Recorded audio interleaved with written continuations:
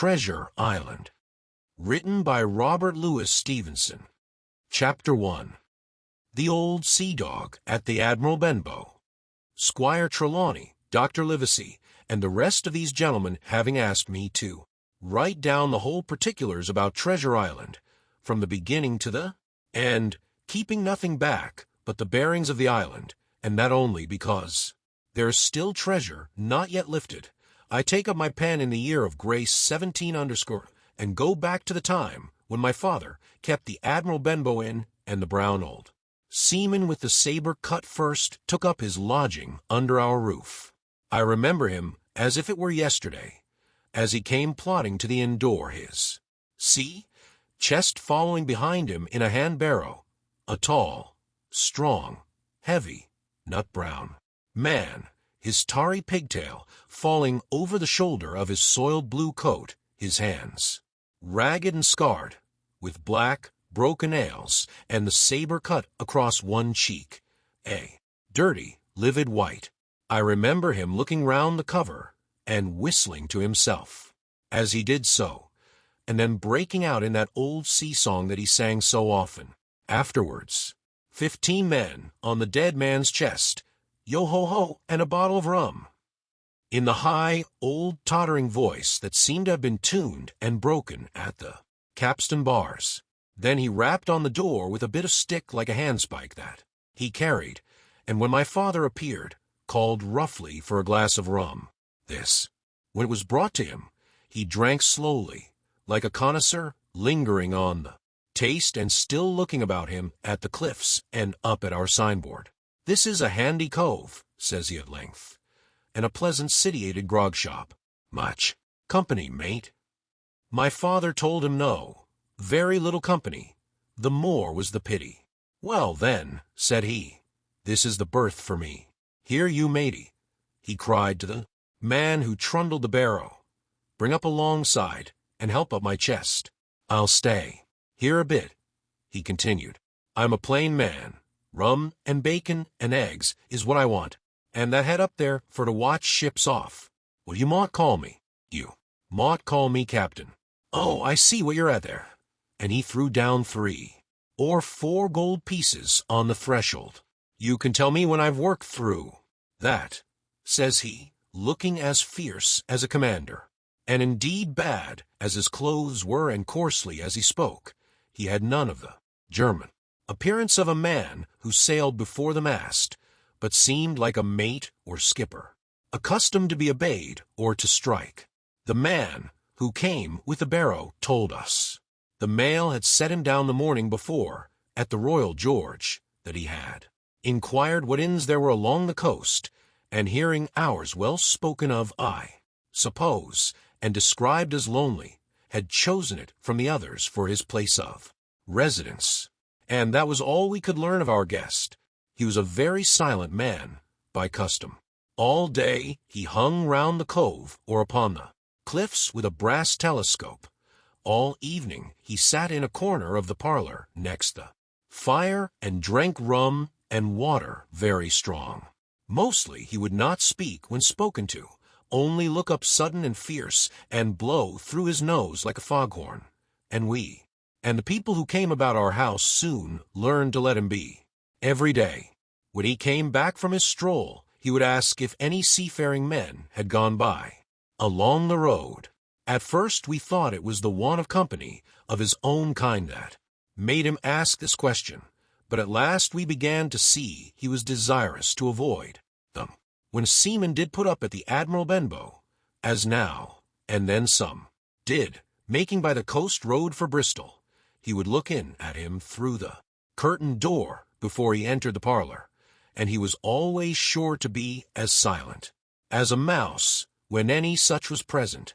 For me, at least, there was no secret about the matter, for I was, in a way, a sharer in his alarms. He had taken me aside one day and promised me a silver 4penny on the 1st of every month if I would only keep my weather eye open for a seafaring man with one leg, and let him know the moment he appeared. Often enough, when the 1st of the month came round, and I applied to him for my wage, he would only blow through his nose at me and stare me down. But before the week was out he was sure to think better of it, bring me my 4-penny piece, and repeat his orders to look out for the seafaring man with one leg. How that personage haunted my dreams, I need scarcely tell you.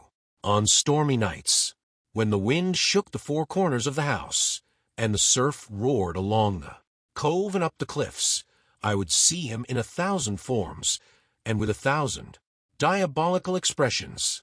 Now the leg would be cut off at the knee, now at the hip.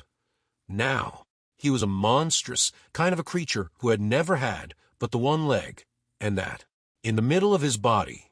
To see him leap and run and pursue me over hedge and ditch was the worst of nightmares. And altogether I paid pretty dear for my monthly 4-penny piece in the shape of these abominable fancies. But though I was so terrified by the idea of the seafaring man with one leg, I was far less afraid of the captain himself than anybody else who knew him. There were nights when he took a deal more rum and water than his head would carry, and then he would sometimes sit and sing his wicked, old, wild sea songs, minding nobody, but sometimes he would call for glasses round and force all the trembling company to listen to his stories or bear a chorus to his singing. Often I have heard the house shaking with yo-ho-ho and a bottle of rum, all the neighbors joining in, for dear life, with the fear of death upon them, and each singing louder than the other to avoid remark. For in these fits he was the most overriding companion ever known. He would slap his hand on the table for silence all round. He would fly up in a passion of anger at a question, or sometimes because none was put, and so he judged the company was not following his story, nor would he allow anyone to leave the inn till he had drunk himself sleepy and reeled off to bed. His stories were what frightened people worst of all. Dreadful stories they were, about hanging and walking the plank, and storms at sea, and the dry Tortugas, and wild deeds, and places on the Spanish Main.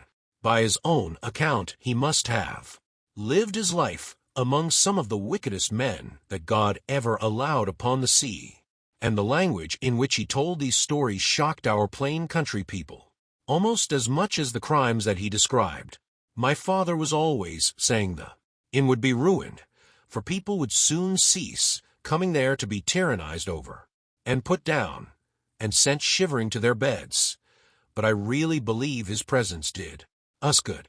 People were frightened at the time, but on looking back they rather liked it. It was a fine excitement in a quiet country life, and there was even a party of the younger men who pretended to admire him, calling him a true sea dog and a real old salt and such like names, and saying there was the sort of man that made England terrible at sea. In one way, indeed, he bade fair to ruin us, for he kept on staying week after week, and at last month after month, so that all the money had been long exhausted, and still my father never plucked up the heart to insist on having more. If ever he mentioned it, the captain blew through his nose so loudly that you might say he roared, and stared my poor father out of the room. I have seen him wringing his hands after such a rebuff, and I am sure the annoyance and the terror he lived in must have greatly hastened his early and unhappy death.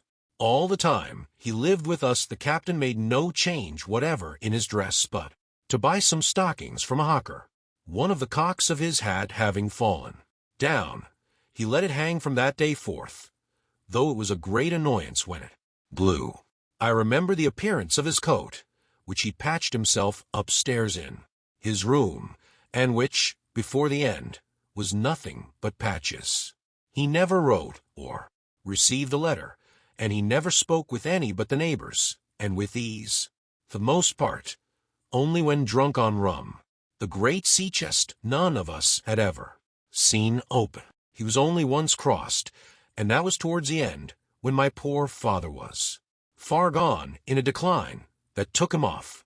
Dr. Livesey came late one afternoon to see the patient, took a bit of dinner from my mother, and went into the parlor to smoke a pipe until his horse should come down from the hamlet, for we had no stabling at the old Benbow. I followed him in, and I remember observing the neat, bright doctor, with his powder as white as snow, and his bright, black eyes and pleasant manners, made with the coltish country folk, and above all, with that filthy, heavy, bleared scarecrow of a pirate of ours sitting, far gone in rum, with his arms on the table. Suddenly he, the captain, that is, began to pipe up his eternal song. 15 men on the dead man's chest, yo-ho-ho, and a bottle of rum. Drink and the devil had done for the rest, yo-ho-ho, and a bottle of rum. At first I had supposed the dead man's chest to be that identical big box of his, upstairs in the front room, and the thought had been mingled in my nightmares with that of the one-legged seafaring man. But by this time we had all long ceased to pay any particular notice to the song. It was new, that night, to nobody but Dr.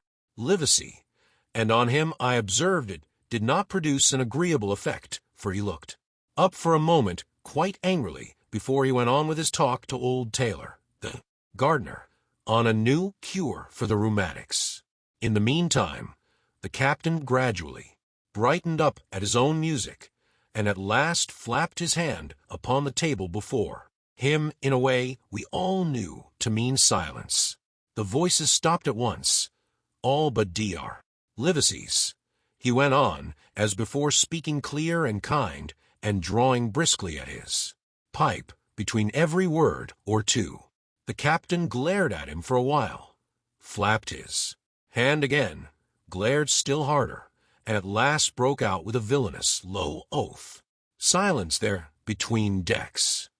"Were you addressing me, sir?" says the doctor.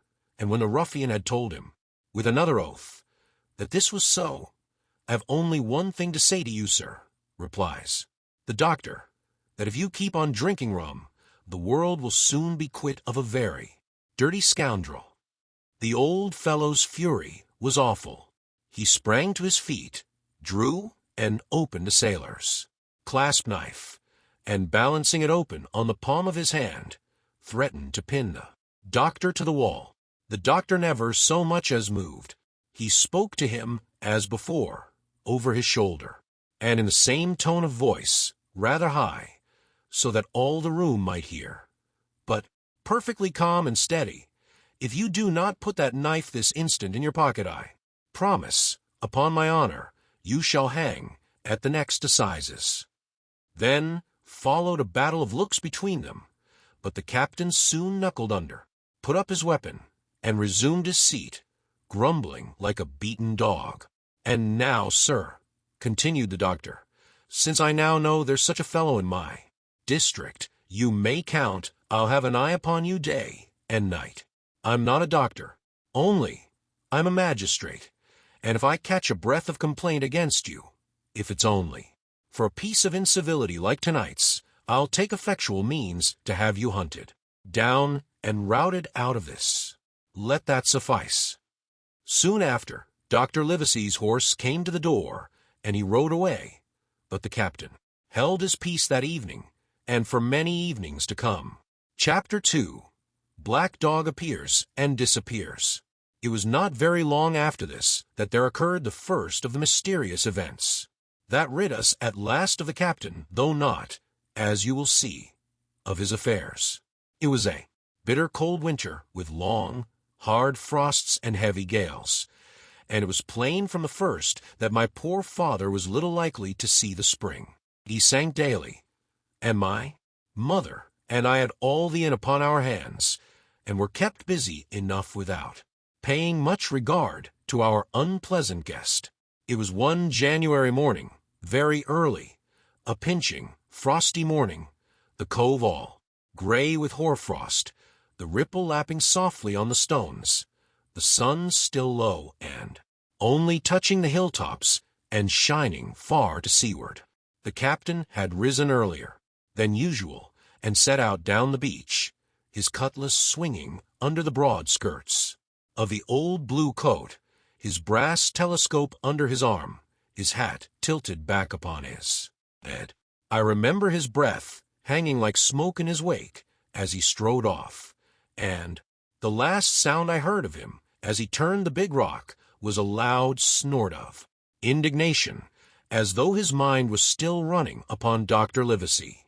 Well, Mother was upstairs with Father, and I was laying the breakfast table against the captain's return when the parlor door opened, and a man stepped in on whom I had never set my eyes before. He was a pale, tallowy creature, wanting 2 fingers of the left hand, and though he wore a cutlass, he did not look much like a fighter. I had always my eye open for seafaring men, with 1 leg or 2, and I remember this one puzzled me. He was not sailorly, and yet he had a smack of the sea about him, too. I asked him what was for his service, and he said he would take rum, but as I was going out of the room to fetch it, he sat down upon a table and motioned me to draw near. I paused where I was, with my napkin in my hand. "Come here, Sonny," says he. "Come nearer here." I took a step nearer. "Is this here table for my mate Bill?" he asked with a kind of leer.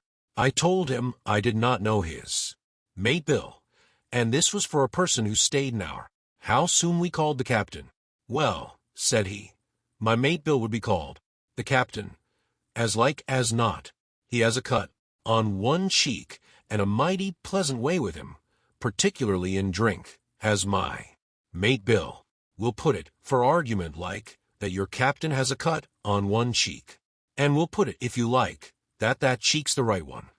Well, I told you. Now, is my mate Bill in this here house?" I told him he was out walking. "Which way, Sonny? Which way is he gone?" And when I had pointed out the rock, and told him how the captain was likely to return, and how soon, and answered a few other questions, said he, "This'll be as good as German. Drink to my mate Bill." The expression of his face, as he said these words, was not at all pleasant, and I had my own reasons for thinking that the stranger was mistaken, even supposing he meant what he said, but it was no affair of mine, I thought, and besides, it was difficult to know what to do. The stranger kept hanging about just inside the inn door, peering round the corner like a cat waiting for a mouse. Once I stepped out myself into the road, but he immediately called me back, and as I did not obey quick enough for his fancy, a most horrible change came over his tallowy face, and he ordered me in with an oath that made me jump. As soon as I was back again, he returned to his former manner, half fawning, half sneering, patted me on the shoulder, told me I was a good boy, and he had taken quite fancy to me. "I have a son of my own," said he, "as like you as 2 blocks, and he's all the pride of my art. But the great thing for boys is discipline, Sonny, discipline. Now, if you had sailed along of Bill, you wouldn't have stood there to be spoke to twice, not you. That was never Bill's way, nor the way of sich as sailed with him. And here, sure enough, is my mate Bill, with a spy glass under his arm. Bless his old art, to be sure.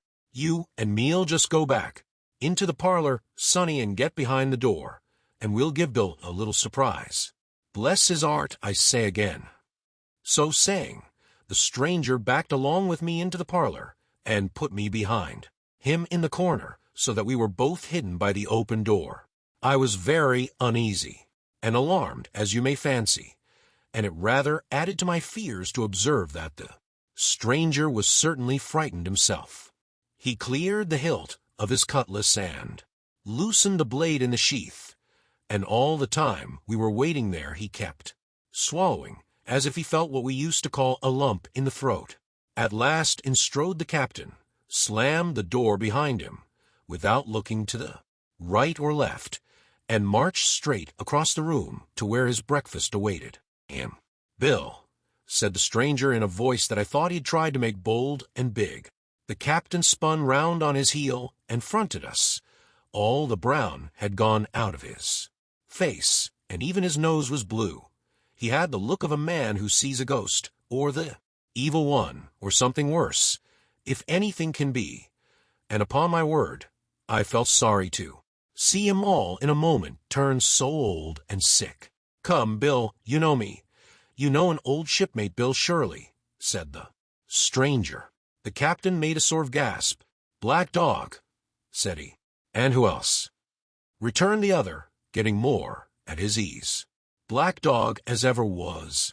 Come for to see his old shipmate Billy at the Admiral Benbow Inn. Ah, Bill, we have seen a sight of times, us two, since I lost them 2 talons," holding up his mutilated hand. "Now, look here," said the captain. "You've run me down. Here I am. Well then, speak up. What is it?" "That's you, Bill," returned Black Dog. "You're in the right of it, Billy. I'll have a glass of rum from this dear child here, as I've took such a liking to, and we'll sit down, if you please, and talk square, like old shipmates." When I returned with the rum, they were already seated on either side of the captain's breakfast table, Black Dog next to the door and sitting sideways so as to have one eye on his old shipmate and one, as I thought, on his retreat. He bade me go and leave the door wide open. "None of your keyholes for me, sonny," he said, and I left them together and retired into the bar. For a long time, though I certainly did my best to listen, I could hear nothing but a low gabbling. But at last the voices began to grow higher, and I could pick up a word or two, mostly oaths, from the captain. "No, no, no, no, and an end of it," he cried once. And again, "If it comes to swinging, swing all, say I." Then all of a sudden there was a tremendous explosion of oaths and other noises. The chair and table went over in a lump. A clash of steel followed, and then a cry of pain, and the next instant I saw Black Dog in full flight, and the captain hotly pursuing, both with drawn cutlasses, and the former streaming blood from the left shoulder. Just at the door the captain aimed at the fugitive one last tremendous cut, which would certainly have split him to the chine had it not been intercepted by our big signboard of Admiral Benbow. You may see the notch on the lower side of the frame to this day. That blow was the last of the battle. Once out upon the road, Black Dog, in spite of his wound, showed a wonderful clean pair of heels and disappeared over the edge of the hill in half a minute. The captain, for his part, stood staring at the signboard, like a bewildered man. Then he passed his hand over his eyes several times, and at last turned back into the house. "Jim," says he, "rum," and as he spoke, he reeled a little and caught himself with one hand against the wall. "Are you hurt?" cried I. "Rum," he repeated. "I must get away from here. Rum, rum." I ran to fetch it, but I was quite unsteadied by all that had fallen out, and I broke one glass and fouled the tap, and while I was still getting in my own way, I heard a loud fall in the parlor, and running in, beheld the captain lying full length upon the floor. At the same instant my mother, alarmed by the cries and fighting, came running downstairs to help me. Between us we raised his head. He was breathing very loud and hard, but his eyes were closed, and his face a horrible color. "Dear, dearie me," cried my mother, "what a disgrace upon the house! And your poor father sick." In the meantime, we had no idea what to do to help the captain, nor any other thought but that he had got his death hurt in the scuffle with the stranger. I got the rum, to be sure, and tried to put it down his throat, but his teeth were tightly shut, and his jaws as strong as iron. It was a happy relief for us when the door opened, and Dr. Livesey came in on his visit to my father. "Oh, doctor," we cried, "what shall we do? Where is he wounded?" "Wounded? A fiddlestick's end," said the doctor. "No more wounded than you or I. The man has had a stroke, as I warned him. Now, Mrs. Hawkins, just you run upstairs to your husband and tell him, if possible, nothing about it. For my part, I must do my best to save this fellow's trebly worthless life. Jim, you get me a basin." When I got back, with the basin, the doctor had already ripped up the captain's sleeve and exposed his great sinewy arm. It was tattooed in several places. Here's luck. A fair wind and Billy Bones's fancy were very neatly and clearly executed on the forearm, and up near the shoulder there was a sketch of a gallows and a man hanging from it, done, as I thought, with great spirit. "Prophetic," said the doctor, touching this picture with his finger. "And now, master, Billy Bones, if that be your name, we'll have a look at the color of your blood. Jim," he said, "are you afraid of blood?"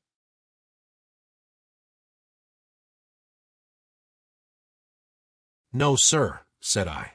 "Well, then," said he, "you hold the basin." And with that he took his lancet and opened a vein. A great deal of blood was taken before the captain opened his eyes and looked mistily about him. First he recognized the doctor with an unmistakable frown. Then his glance fell upon me, and he looked relieved. But suddenly his color changed, and he tried to raise himself, crying, "Where's Black Dog?" "There is no black dog here," said the doctor, "except what you have on your own back. You have been drinking rum. You have had a stroke, precisely as I told you, and I have just, very much against my own will, dragged you head foremost out of the grave.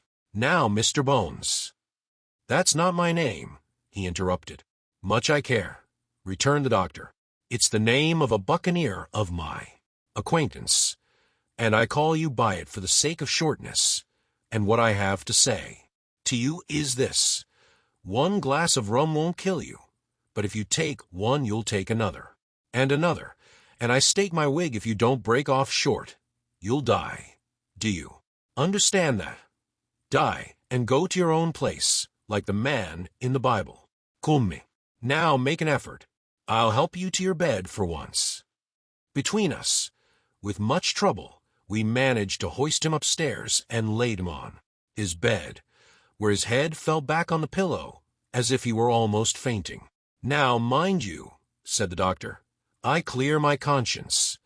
The name of rum for you is death." And with that he went off to see my father, taking me with him by the arm. "This is nothing," he said as soon as he had closed the door. "I have drawn blood, enough to keep him quiet a while. He should lie for a week where he is. That is the best thing for him and you. But another stroke would settle him." Chapter 3. The Black Spot. About noon, I stopped at the captain's door with some cooling drinks and medicines. He was lying very much as we had left him, only a little higher, and he seemed both weak and excited. "Jim," he said, "you're the only one here that's worth anything, and you know I've been always good to you. Never a month, but I've given you a silver fourpenny for yourself. And now you see, mate, I'm pretty low, and deserted by all. And Jim, you'll bring me one noggin of rum. Now won't you, matey?" "The doctor—" I began, but he broke in, cursing the doctor, in a feeble voice, but heartily. "Doctors is all swabs," he said, "and that doctor there, why, what do you know about seafaring men? I've been in places hot as pitch, and mates dropping round with Yellow Jack, and blessed land, heaving like the sea with earthquakes. What do the doctor know of lands like that? And I lived on rum, I tell you. It's been meat and drink, and man, and wife, to me. And if I'm not to have my rum now, I'm a poor old hulk on a lee. Sure, my blood'll be on you, Jim, and that Dr. Swab." And he ran on again for while with curses. "Look, Jim, how my fingers fidges," he continued in the pleading tone. "I can't keep 'em still. Nah, I haven't had a drop this blessed day. That doctor's a fool, I tell you. If I don't have a drain o' rum, Jim, I'll have the horrors. I seen some on 'em already. I seen old Flint in the corner there, behind you, as plain as print. I seen him, and if I get the horrors, I'm a man that has lived rough, and I'll raise Cain. Your doctor hisself said one glass wouldn't hurt me. I'll give you a golden guinea for a noggin, Jim. He was growing more and more excited, and this alarmed me for my father, who was very low that day and needed quiet.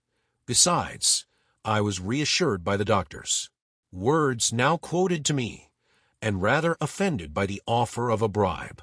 I want none of your money, said I, but what you owe my father. I'll get you one glass and no more.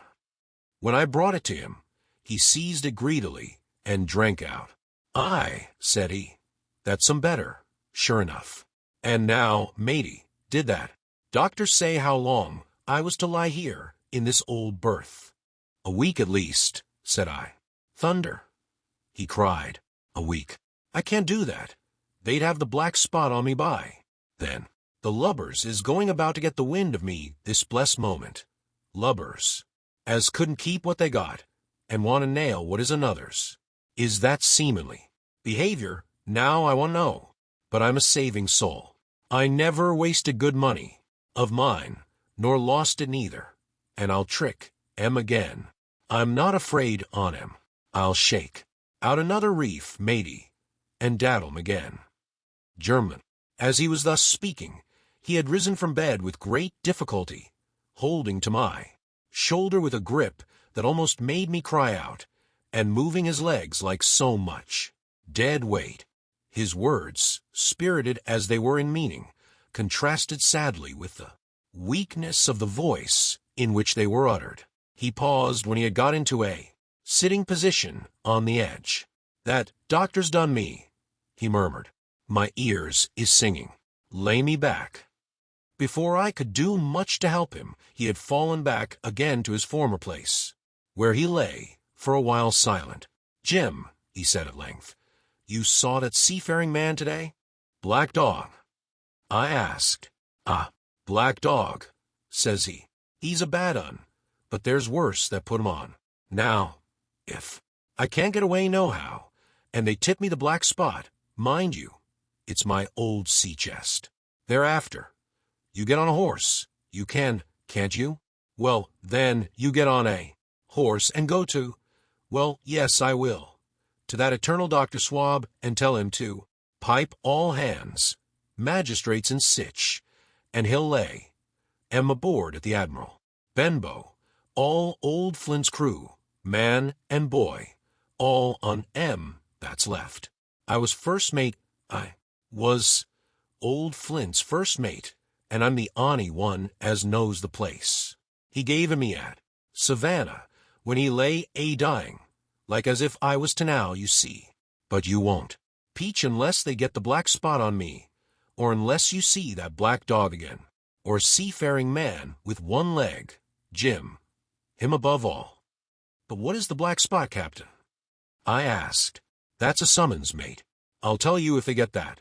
But you keep your weather eye open, Jim, and I'll share with you equals upon my honor.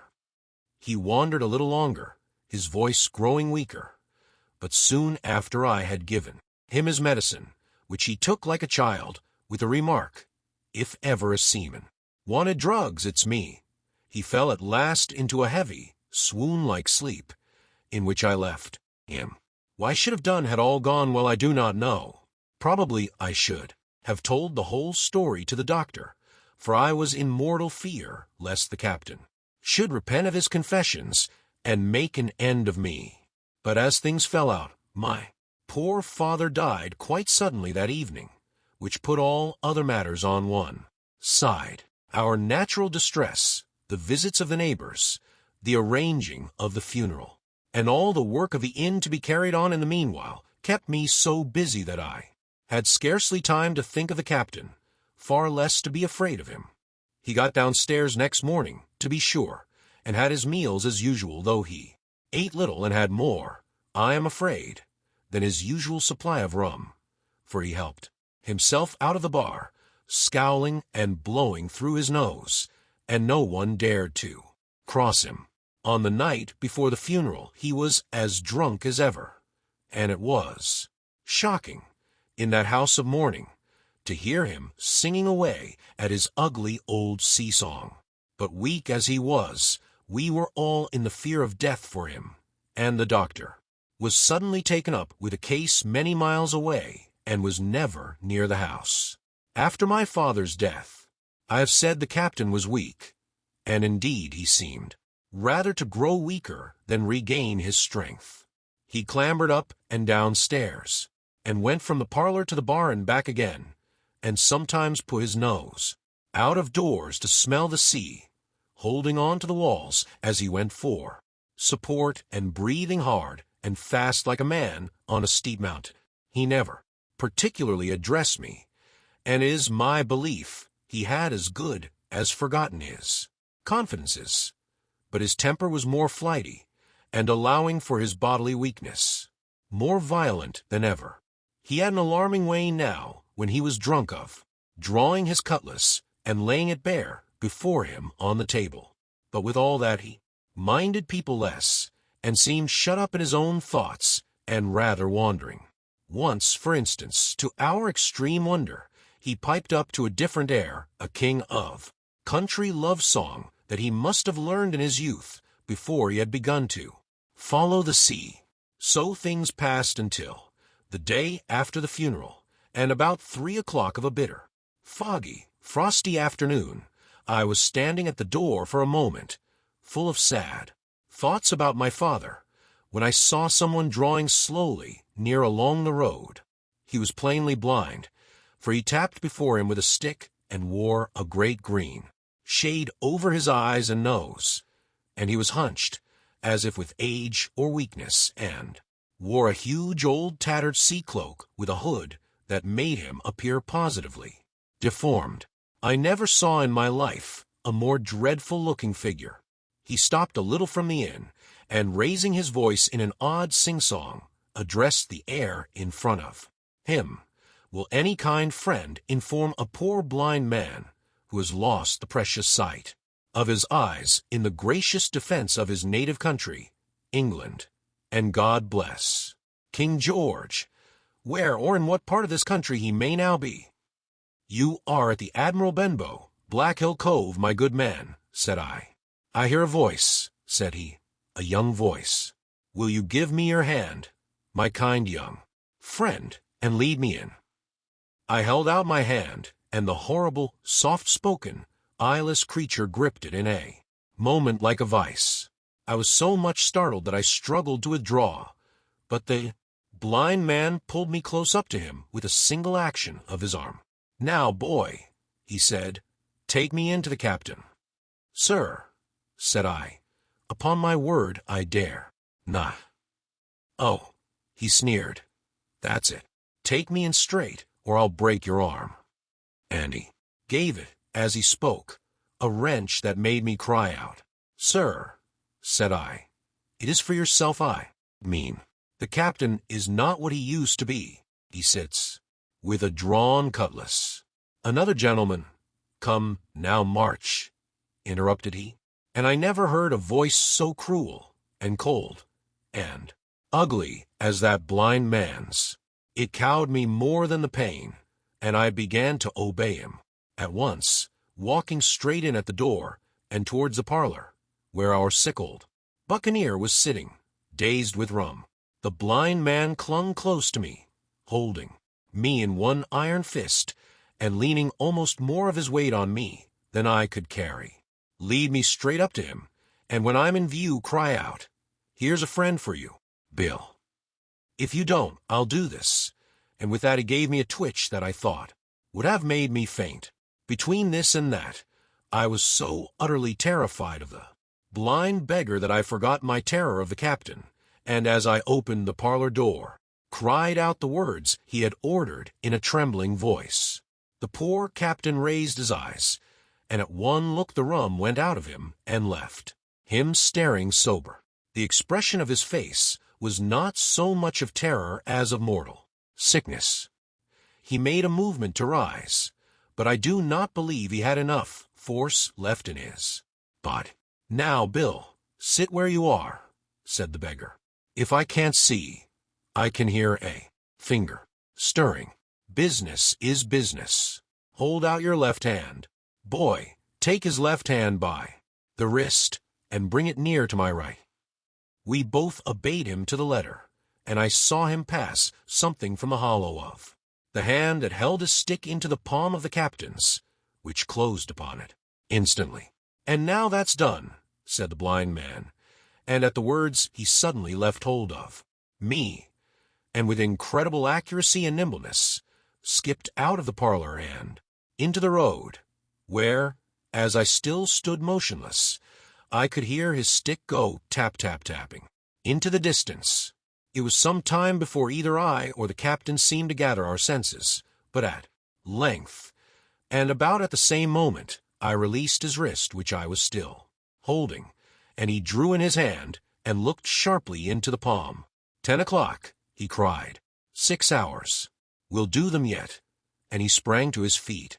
Even as he did so, he reeled, put his hand to his throat, stood swaying for a moment, and then, with a peculiar sound, fell from his whole height face foremost to the floor. I ran to him at once, calling to my mother, but haste was all in vain. The captain had been struck dead by thundering apoplexy. It is a curious thing to understand, for I had certainly never liked the man, though of late I had begun to pity him. But as soon as I saw that he was dead, I burst into a flood of tears. It was the second death I had known, and the sorrow of the first was still fresh in my heart. Chapter 4. The Sea Chest. I lost no time, of course, in telling my mother all that I knew, and perhaps should have told her long before, and we saw ourselves at once in a difficult and dangerous position.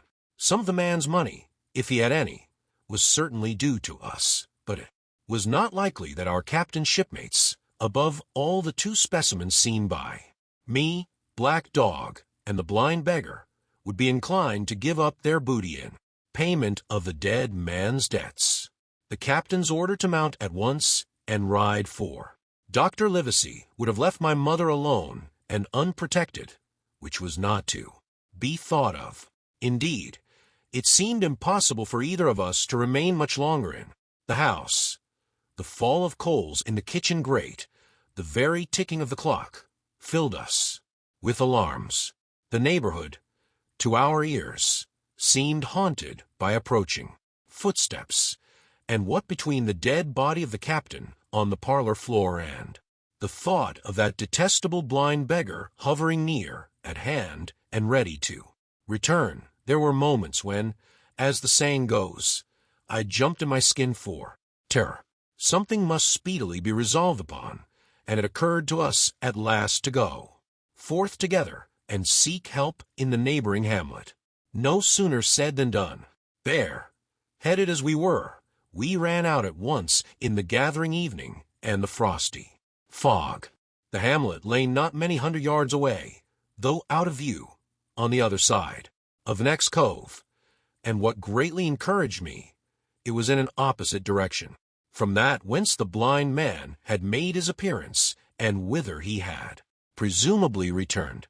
We were not many minutes on the road, though we sometimes stopped to lay hold of each other and hearken. But there was no unusual sound, nothing but the low wash of the ripple and the croaking of the inmates of the wood. It was already candlelight when we reached the hamlet, and I shall never forget how much I was cheered to see the yellow shine in doors and windows.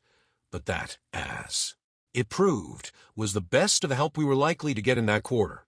For you would have thought men would have been ashamed of themselves. No soul would consent to return with us to the Admiral Benbow.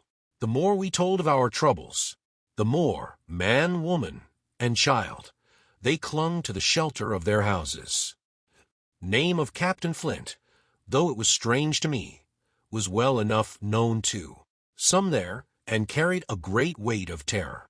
Some of the men who had been to field work on the far side of the Admiral Benbow remembered, besides, to have seen several strangers on the road, and taking them to be smugglers, to have bolted away, and one at least had seen a little lugger in what we called Kit's Hole. For that matter, anyone who was a comrade of the captain's was enough to frighten them to death. And the short and the long of the matter was that while we could get several who were willing enough to ride to Dr. Livesey's, which lay in another direction, not one would help us to defend the inn. They say cowardice is infectious, but then argument is, on the other hand, a great German emboldener. And so when each had said his say, my mother made them a speech. She would not, she declared, lose money that belonged to her fatherless boy. If none of the rest of you dare, she said, Jim and I dare. Back we will go, the way we came, and small thanks to you big, hulking, chicken-hearted men. We'll have that chest open, if we die for it. And I'll thank you for that bag, Mrs. Crossley, to bring back our lawful money in. Of course I said I would go with my mother, and of course they all cried out at our foolhardiness, but even then not a man would go along with us. All they would do was to give me a loaded pistol lest we were attacked, and to promise to have horses ready saddled in case we were pursued on our return, while one lad was to ride forward to the doctor's in search of armed assistance. My heart was beating finely when we two set forth in the cold night upon this dangerous venture. A full moon was beginning to rise and peered redly through the upper edges of the fog, and this increased our haste, for it was plain, before we came forth again, that all would be as bright as day, and our departure exposed to the eyes of any watchers. We slipped along the hedges, noiseless and swift, nor did we see or hear anything to increase our terrors, till, to our relief, the door of the Admiral Benbow had closed behind us. I slipped the bolt at once, and we stood and panted for a moment in the dark, alone, in the house with the dead captain's body. Then my mother got a candle in the bar, and holding each other's hands, we advanced into the parlor. He lay as we had left him, on his back, with his eyes open and one arm stretched out. "Draw down the blind, Jim," whispered my mother. "They might come and watch outside." "And now," said she when I had done so, "we have to get the key off that. And who's to touch it, I should like to know?" And she gave a kind of sob as she said the words. I went down on my knees at once. On the floor, close to his hand, there was a little round of paper, blackened on the one side. I could not doubt that this was the black spot, and taking it up, I found written on the other side, in a very good, clear hand, this short message: "You have till 10 tonight." "He had till 10, Mother," said I, and just as I said it, our old clock began striking. This sudden noise startled us shockingly, but the news was good, for it was only 6. "Now, Jim," she said, "that key." I felt in his pockets, one after another, a few small coins, a thimble, and some thread and big needles, a piece of pigtail tobacco bitten away at the end his gully, with a crooked handle, a pocket compass, and a tinder box were all that they contained, and I began to despair. "Perhaps it's round his neck," suggested my mother. Overcoming a strong repugnance, I tore open his shirt at the neck, and there, sure enough, hanging to a bit of tarry string, which I cut with his own gully, we found the key. At this triumph we were filled with hope, and hurried upstairs without delay to the little room where he had slept so long, and where his box had stood since the day of his arrival. It was like any other seaman's chest on the outside, the initial B burned on the top of it with a hot iron, and the corners somewhat smashed and broken as by long, rough usage. "Give me the key," said my mother, and though the lock was very stiff, she had turned it and thrown back the lid in a twinkling. A strong smell of tobacco and tar rose from the interior, but nothing was to be seen on the top except a suit of very good clothes, carefully brushed and folded. They had never been worn, my mother said. Under that, the miscellany began: a quadrant, a tin cannikin, several sticks of tobacco, 2 brace of very handsome pistols, a piece of bar silver, an old Spanish watch, and some other trinkets of little value and mostly of foreign make, a pair of compasses mounted with brass, and 5 or 6 curious West Indian shells. I have often wondered since why he should have carried about these shells with him in his wandering, guilty, and hunted life. In the meantime, we had found nothing of any value but the silver and the trinkets, and neither of these were in our way. Underneath there was an old boat cloak, whitened with sea salt on many a harbor bar. My mother pulled it up with impatience, and there lay before us the last things in the chest, a bundle tied up in oilcloth and looking like papers, and a canvas bag that gave forth, at a touch, the jingle of gold. "I'll show these rogues that I'm an honest woman," said my mother. "I'll have my dues, and not a farthing over. Old Mrs. Crossley's bag." And she began to count over the amount of the captain's score from the sailor's bag into the one that I was holding. It was a long, difficult business, for the coins were of all countries and sizes, doubloons and louis d'ors and guineas and pieces of 8, and I know not what, besides, all shaken together at random. The guineas, too, were about the scarcest, and it was with these only that my mother knew how to make her count. When we were about halfway through, I suddenly put my hand upon her arm, for I had heard in the silent frosty air a sound that brought my heart into my mouth. The tapping of the blind man's stick upon the frozen road. It drew nearer and nearer, while we sat holding our breath. Then it struck sharp on the inn door, and then we could hear the handle being turned and the bolt rattling as the wretched being tried to enter, and then there was a long time of silence both within and without. At last the tapping recommenced, and, to our indescribable joy and gratitude, died slowly away again until it ceased to be heard. "Mother," said I, "take the whole, and let's be going," for I was sure the bolted door must have seemed suspicious, and would bring the whole hornet's nest about our ears, though how thankful I was that I had bolted it. None could tell who had never met that terrible blind man. But my mother, frightened as she was, would not consent to take a fraction more than was due to her, and was obstinately unwilling to be content with less. It was not yet 7, she said, by a long way. She knew her rights, and she would have them, and she was still arguing with me when a little low whistle sounded a good way off upon the hill. That was enough, and more than enough, for both of us. "I'll take what I have," she said, jumping to her feet, "and I'll take this to square the count," said I, picking up the oilskin packet. Next moment we were both groping downstairs, leaving the candle by the empty chest, and the next we had opened the door and were in full retreat. We had not started a moment too soon. The fog was rapidly dispersing. Already the moon shone quite clear on the high ground on either side, and it was only in the exact bottom of the dell and round the tavern door that a thin veil still hung unbroken to conceal the first steps of our escape. Far less than halfway to the hamlet, very little beyond the bottom of the hill, we must come forth into the moonlight. Nor was this all, for the sound of several footsteps running came already to our ears, and as we looked back in their direction, a light tossing to and fro, and still rapidly advancing, showed that one of the newcomers carried a lantern.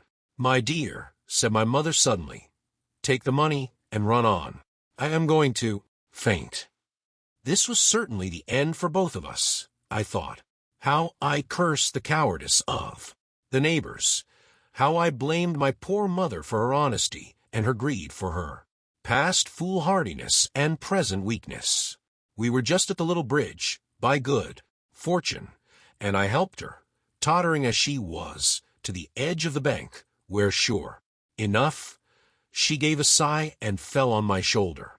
I do not know how I found the strength to do it at all, and I am afraid it was roughly done, but I managed to drag her down the bank, and a little way under the arch farther. I could not move her, for the bridge was too low to let me do more than crawl below it.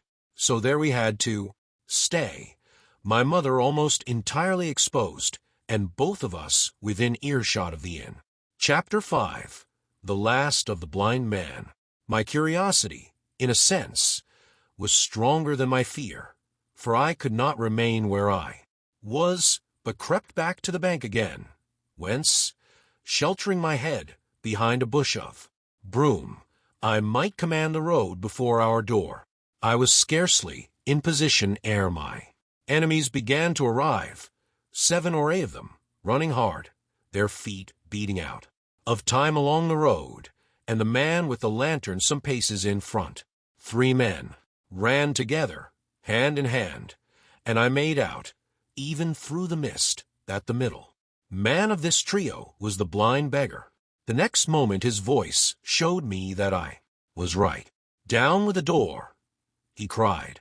"Aye, sir," answered 2 or 3, and a rush was made upon the Admiral Benbow, the lantern-bearer following, and then I could see them pause and hear speeches passed in a lower key, as if they were surprised to find the door open. But the pause was brief, for the blind man again issued his commands. His voice sounded louder and higher, as if he were afire with eagerness and rage. In, he shouted, and cursed them for their delay. 4 or 5 of them obeyed at once, 2 remaining on the road with the formidable beggar. There was a pause, then a cry of surprise, and then a voice shouting from the house, "Bill's dead." But the blind man swore at them again for their delay. "Search him, some of you shirking lubbers, and the rest of you aloft, and get the chest," he cried. I could hear their feet rattling up our old stairs, so that the house must have shook with it. Promptly afterwards, fresh sounds of astonishment arose. The window of the captain's room was thrown open with a slam and a jingle of broken glass, and a man leaned out into the moonlight, head and shoulders, and addressed the blind beggar. On the road below him, "Pew," he cried, "they've been before us. Someone's turned the chest out alow and aloft." "Is it there?" roared Pew. "The money's there." The blind man cursed the money. "Flint's fist, I mean," he cried. "We don't see here nohow," returned the man. "Here, you below there, is it on Bill?" cried the blind man again. At that another fellow, probably him who had remained below to search the captain's body, came to the door of the inn. "Bill's been overhauled a-ready," said he. "Nothin' left. It's these people of the inn. It's that boy. I wish I had put his eyes out," cried the blind man. "Pew. There were no time ago. They had the door bolted when I tried. In German. Scatter, lads, and find 'em." "Sure enough, they left their glim here," said the fellow. "From the window. Scatter, and find 'em. Rout the house out," reiterated Pew, striking with his stick upon the road. Then there followed a great to-do through all our old inn, heavy feet, pounding to and fro, furniture thrown over, doors kicked in, until the very rocks re-echoed, and the men came out again, one after another, on the road, and declared that we were nowhere to be found, and just the same whistle that had alarmed my mother and myself over the dead captain's money was once more clearly audible through the night, but this time twice repeated. I had thought it to be the blind man's trumpet, so to speak, summoning his crew to the assault, but I now found that it was a signal from the hillside towards a hamlet, and from its effect upon the buccaneers, a signal to warn them of approaching danger. "There's Dirk again," said one. "Twice. We'll have to budge, mates." "Budge, you skulk," cried Pew. "Dirk was a fool and a coward from the first, you wouldn't mind him. They must be close by. They can't be far. You have your hands on it. Scatter and look for them, dogs." "Oh, shiver my soul," he cried. "If I had eyes—" This appeal seemed to produce some effect, for 2 of the fellows began to look here and there among the lumber, but half-heartedly, I thought, and with half an eye to their own danger all the time, while the rest stood irresolute on the road. You have your hands on thousands, you fools, and you hang a leg. You'd be as rich as kings if you could find it, and you know it's here, and you stand there skulking. There wasn't one of you dared face Bill, and I did it, a blind man. And I'm to lose my chance for you. I'm to be a poor, crawling beggar, sponging for rum, when I might be rolling in a coach. If you had the pluck of a weevil in a biscuit you would catch them still. Hang it, Pew, we've got the doubloons, grumbled one. They might have hid the blessed thing, said another. Take a George, Pew, and don't stand here squalling. Squalling was the word for it. Pew's anger rose so high at these objections till at last, his passion completely taking the upper hand, he struck at them right and left, in his blindness, and his stick sounded heavily on more than one. These, in their turn, cursed back at the blind miscreant, threatened him in horrid terms, and tried in vain to catch the stick and wrest it from his grasp. This quarrel was the saving of us, for while it was still raging, another sound came. From the top of a hill on the side of the hamlet, the tramp of horses galloping.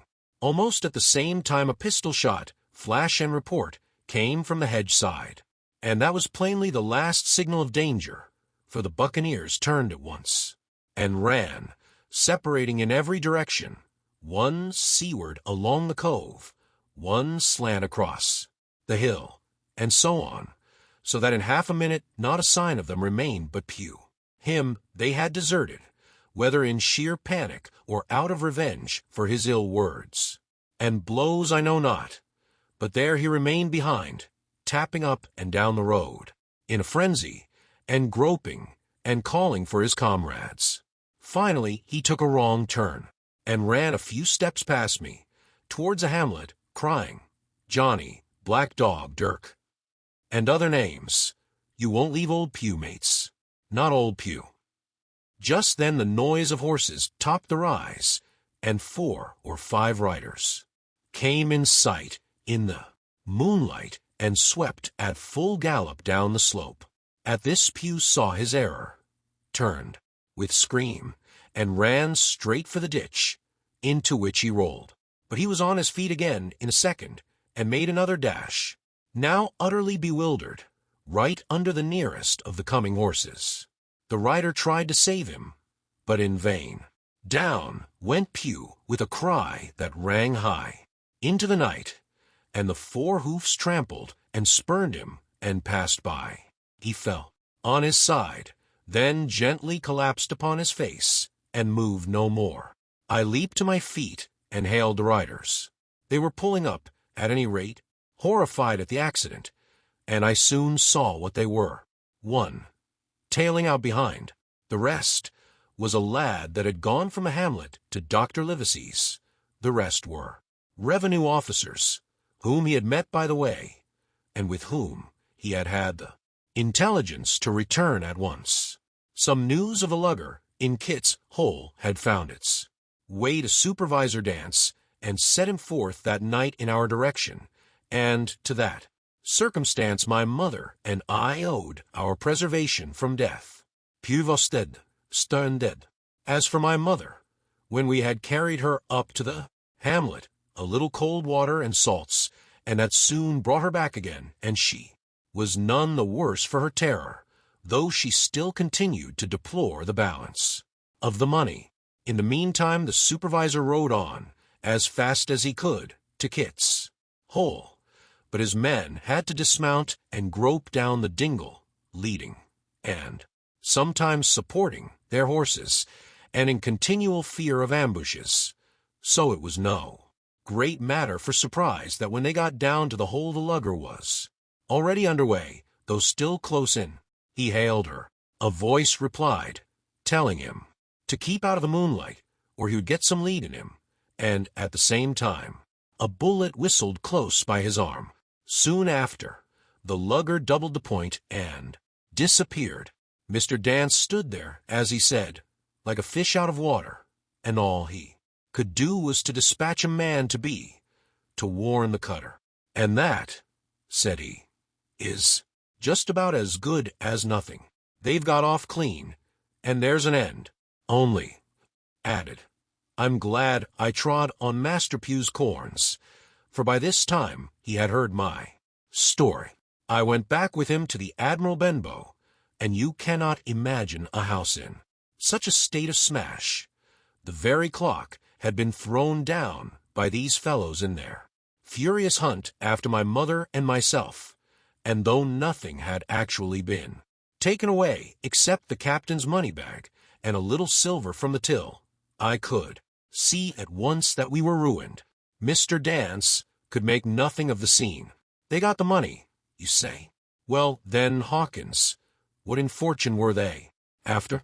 More money, I suppose. No, sir, not money, I think, replied I.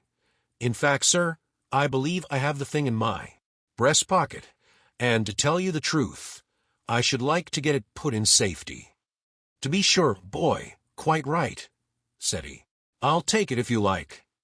I thought perhaps, Dr. Livesey, I began. Perfectly right, he interrupted very cheerily. Perfectly right. A gentleman and a magistrate. And now I come to think of it, I might as well ride round there myself, and report to him or squire. Master Pugh's dead, when all's done. Not that I regret it, but he's dead, you see, and people will make it out against an officer of his Majesty's revenue, if make it out they can.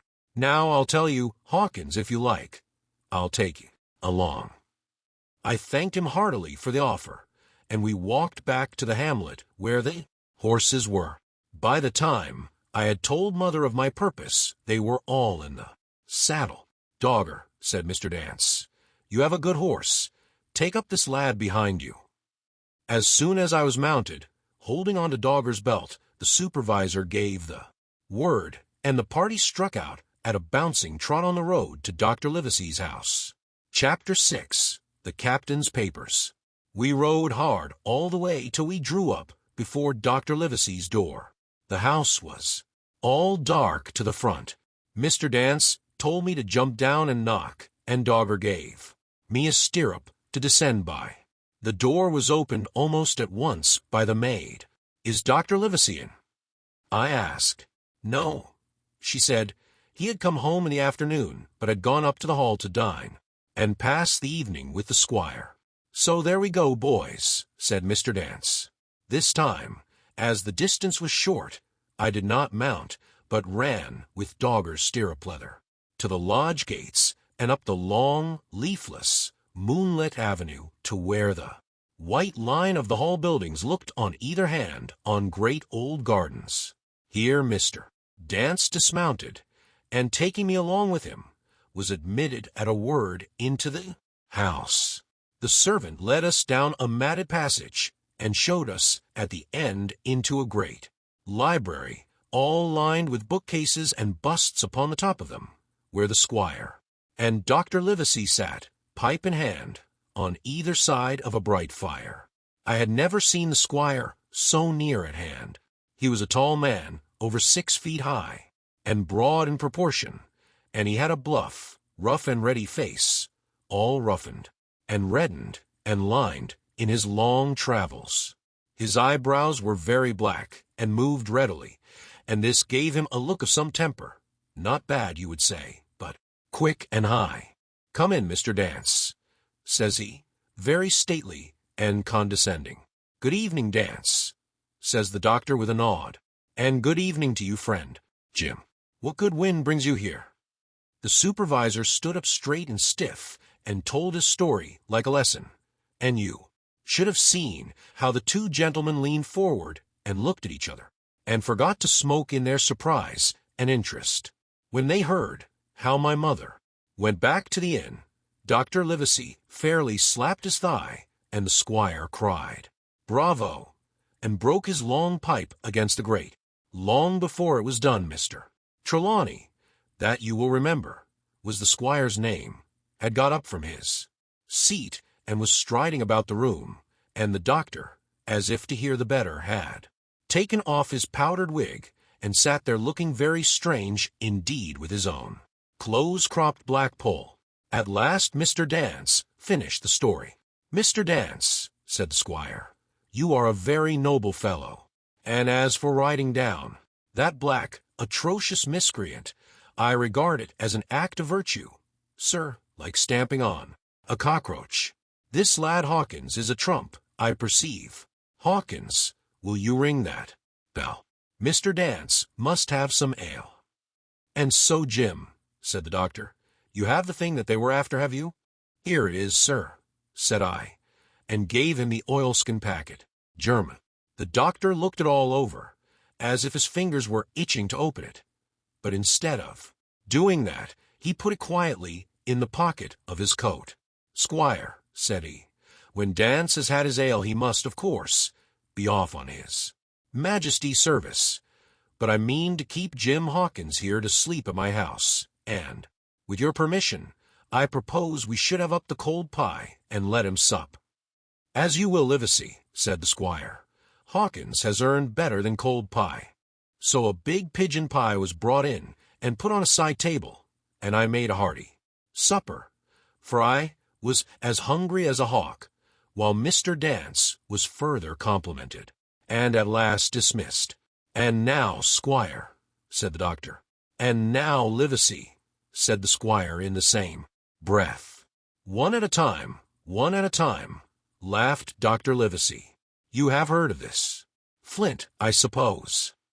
"Heard of him," cried the squire. "Heard of him, you say? He was the bloodthirstiest buccaneer that sailed. Blackbeard was a child to Flint.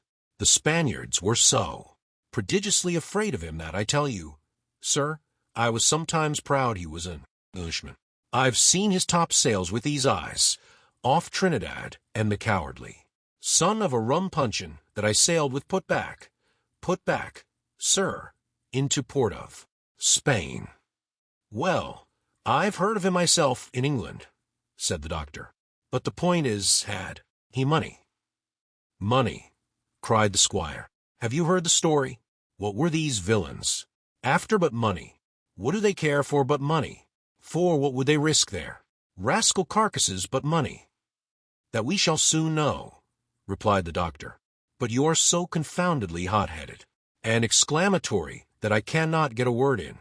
What I want to know is this. Supposing that I have here in my pocket some clue to where Flint buried his treasure, will that treasure amount to much?" "Amount, sir," cried the squire. "It will amount to this, if we have the clue you talk about. I fit out a ship in Bristol dock, and take you and Hawkins here along, and I'll have that treasure if I search a year." "Very well," said the doctor. "Now then, if Jim is agreeable, we'll open the packet." And he laid it before him on the table. The bundle was sewn together, and the doctor had to get out his instrument case and cut the stitches with his medical scissors. It contained two things, a book and a sealed paper. "First of all, we'll try the book," observed the doctor. The squire and I were both peering over his shoulder as he opened it, for Dr. Livesey had kindly motioned me to come round from the side table, where I had been eating, to enjoy the sport of the search. On the first page there were only some scraps of writing, such as a man with a pen in his hand might make for idleness or practice. One was the same as the tattoo mark, Billy Bones's fancy. Then there was Mr. W. Bones, mate, no more rum, off Palm Key got ID, and some other snatches, mostly single words and unintelligible. I could not help wondering who it was that had got ITT, and what I was that he got a knife in his back as like as not. "Not much instruction there," said Dr. Livesey as he passed on. The next 10 or 12 pages were filled with a curious series of entries. There was a date at one end of the line, and at the other a sum of money, as in common account books, but instead of explanatory writing, only a varying number of crosses between the two. On the 12th of June, 1745, for instance, a sum of £70. had plainly become due to someone, and there was nothing but 6 crosses to explain the cause. In a few cases, to be sure, the name of a place would be added, as off Caracas, or a mere entry of latitude and longitude, as 62:17 feet 20 inches, 19:02 foot 40 inch. The record lasted over nearly 20 years, the amount of the separate entries growing larger as time went on, and at the end a grand total had been made out. After 5 or 6 wrong additions, and these words appended, bones his pile. "I can't make head or tail of this," said Dr. Livesey. "The thing is as clear as noonday," cried the squire. "This is the Black-Hearted Hound's account book. These crosses stand for the names of ships or towns that they sank or plundered. The sums are the scoundrel's share, and where he feared an ambiguity. You see, he added something clearer. Off Caracas. Now, you see here, was some unhappy vessel boarded off that coast. God help the poor souls that manned her, coral long ago." "Right," said the doctor. "See what it is to be a traveler." "Right, and the amounts increase, you see, as he rose in rank." There was little else in the volume but a few bearings of places noted in the blank leaves towards the end, and a table for reducing French, English, and Spanish moneys to a common value. "Thrifty man," cried the doctor. "He wasn't the one to be cheated." "And now," said the squire, "for the other." The paper had been sealed in several places with a thimble by way of seal, the very thimble, perhaps, that I had found in the captain's pocket. The doctor opened the seals with great care, and there fell out the map of an island, with latitude and longitude, soundings, names of hills and bays and inlets, and every particular that would be needed to bring a ship to a safe anchorage upon its shores. It was about 9 miles long and 5 across, shaped, you might say, like a fat dragon standing up, and had 2 fine landlocked harbors, and a hill in the center part marked the Spyglass. There were several editions of a later date, but above all 3 crosses of red ink, 2 on the north part of the island, 1 in the southwest, and, beside this last, in the same red ink, and in a small, neat hand, very different from the captain's tottery characters, these words, "Bulk of treasure here." Over on the back the same hand had written this further information: "Tall tree, spyglass shoulder, bearing a point to the end of any skeleton island. Yesee and by 10 feet. The bar silver is in the north cache. You can find it by the trend of the east. Hummock, 10 fathoms south of the black crag, with a face on it. The arms are easy found in the sandhill. N, point of north inlet cape, bearing E, and a quarter NJF. That was all, but brief as it was, and to me incomprehensible, it filled the squire and Dr. Livesey with delight. "Livesey," said the squire, "you will give up this wretched practice at once. Tomorrow I start for Bristol. In 3 weeks' time, 3 weeks, 2 weeks, 10 days, we'll have the best ship, sir, and the choicest crew in England. Hawkins shall come as cabin boy. You'll make a famous cabin boy, Hawkins. You, Livesey, are ship's doctor. I am admiral. We'll take Redruth, Joyce, and Hunter. We'll have favorable winds, a quick passage, and not the least difficulty in finding the spot, and money to eat, to roll in, to play duck and drake with ever after." "Trelawney," said the doctor, "I'll go with you, and I'll go bail for it, so will Jim, and be a credit to the undertaking. There's only one man I'm afraid of." "And who's that?" cried the squire. "Name the dog, sir." "You," replied the doctor, "for you cannot hold your tongue. We are not the only men who know of this paper. These fellows who attacked the inn tonight, bold, desperate blades for sure, and the rest who stayed aboard that lugger and more, I dare say, not far off, are one and all, through thick and thin, bound that they'll Get that money. We must none of us go alone till we get to sea. Jim and I shall stick together in the meanwhile. You'll take Joyce and Hunter when you ride to Bristol. And from first to last, not one of us must breathe a word of what we've found." "Livesey," returned the squire, "you are always in the right of it. I'll be as silent as the grave."